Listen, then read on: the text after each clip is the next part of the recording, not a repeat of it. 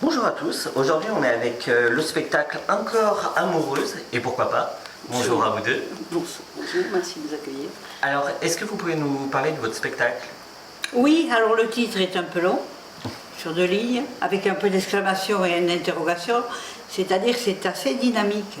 À travers les chansons que nous partageons, enfin, chacune a ses chansons personnelles, et des petits commentaires qui les accompagnent, on essaie de construire un univers, de montrer comment des femmes peuvent aimer, assumer d'aimer, quel que soit leur âge, d'aimer homme, femme, enfin c'est l'amour au sens large, mais également accepter de souffrir, d'en souffrir, et les aléas qui se présentent. Donc c'est un thème assez général qui peut toucher un peu tout le monde. Voilà. Ça peut toucher tout le monde à tous les âges, et ce sont des créations qui sont un peu dans la ligne de ce que faisait Anne Sylvestre par exemple, avec qui j'ai travaillé et qui appréciait beaucoup ce que nous faisions. Également avec Claude Lemel, nous sommes toutes les deux dans ces masterclass du stylomaniaque. Claude Lemel, le parolier de Joe Dassin, Reggiani, et donc il y a longtemps qu'on travaille avec lui, et ce qui fait que ce sont des chansons vraiment de belles chansons qui bien peuvent toucher voilà. tout le monde. Oui. Et du rire aux larmes, bien sûr. Et c'est joué quand? Alors du 19 au 26, 19 juillet au 26. Samedi prochain jusqu'à...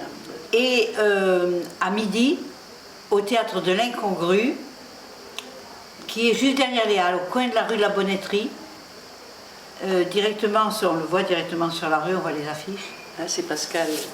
Pascal Pistone, qui est professeur, qui est musicologue et pianiste de jazz, qui a géré et qui a créé ce théâtre il y a 2 ans.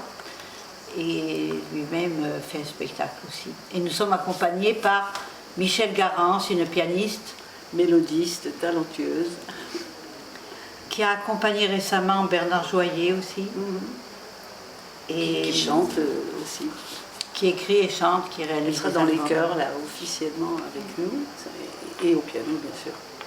Et pourquoi ce spectacle maintenant? Pourquoi? Oui.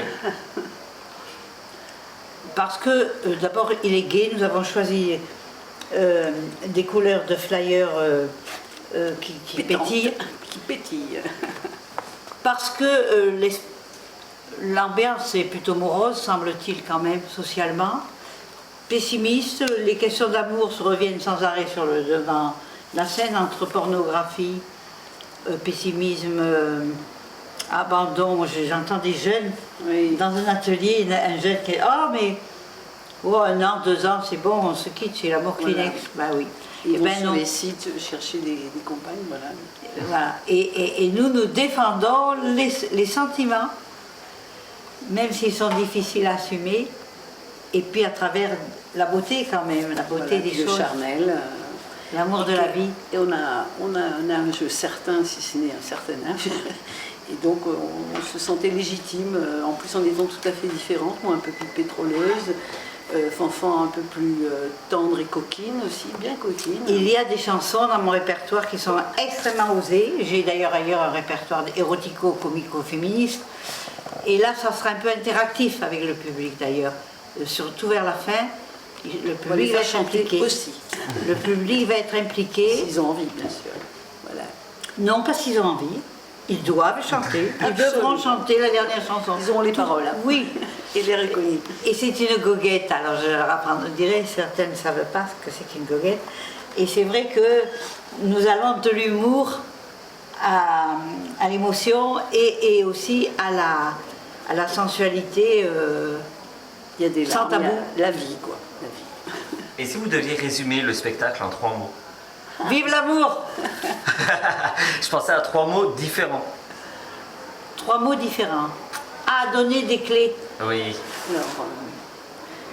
Alors, sensualité. Espièglerie et tendresse. Tendresse. Tendresse. La tendresse. Bordel! On les griffe un peu, ces messieurs, mais on les aime du fin fond du cœur. Et ceux qui osent employer le mot tendresse sont des hommes qu'on peut estimer. Voilà, aujourd'hui. Et que voudriez-vous que les gens retiennent du spectacle en sortant?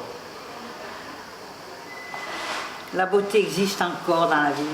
voilà, qu'ils ouvrent les yeux. Il y a, pour les personnes seules, il y a forcément un prince quelque part ou une princesse, et puis aussi dans leur couple, quoi, voilà. Ramener du rire, de l'humour et de l'amour, bien sûr. On peut toujours restaurer, améliorer ce qu'on vit. Voilà. Et le spectacle, il s'adresse à qui? À partir de 12 ans, à peu près, c'est ce que Oui. nous avons indiqué. Jusqu'à pas d'âge. Il n'y a pas d'âge. Jusqu'aux grands-parents, arrière-grands-parents, Voilà. arrière, Ah oui, arrière, oui. arrière-grands-parents, arrière.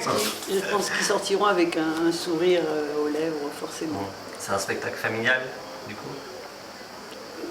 Il y a quand même des choses olé olé, donc plus dans 12 ans, voilà. Ouais, pense. 12 ans.